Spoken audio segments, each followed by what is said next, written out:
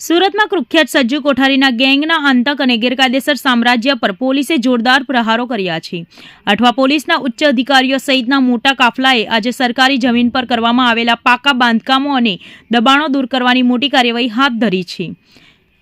દોતીવાલાની સજ્જુ કોઠારી ગેંગના સાગરીત વલ્લી સૈયદ દ્વારા સરકારી જમીન પર કબજો જમાવીને 15થી વધુ દુકાનો તાળી દેવામાં આવી હતી। આ માથાભારે તત્વોએ ગેરકાયદેસર પાકું બાંધકામ કરીને આ જગ્યાઓ ભાડે આપી દીધી હતી।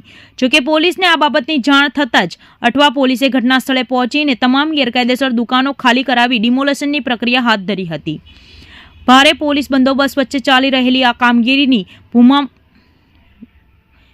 ભૂમાફિયાઓમાં ફફડાટ ફેલાયો છે।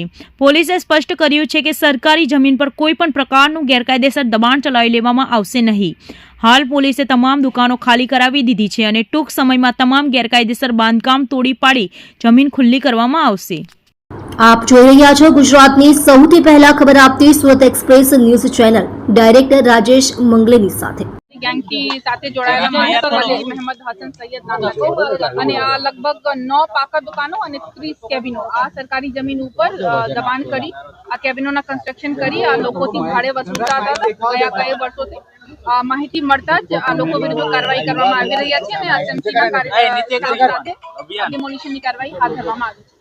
કેટલા વર્ષોથી દુકાનો બનાવી દેવામાં આવી હતી, કેટલું ભાડું વસૂલવામાં? ભાડા કેબિનોની 8,000 અને પાકા દુકાનોની 13,000 જેટલા ભાડા લગભગ 8 થી 13,000 સુધી આ વસૂલતા હતા અને કઈ વર્ષોથી ધીરે ધીરે આ કન્સ્ટ્રક્શન કરવામાં આવે છે।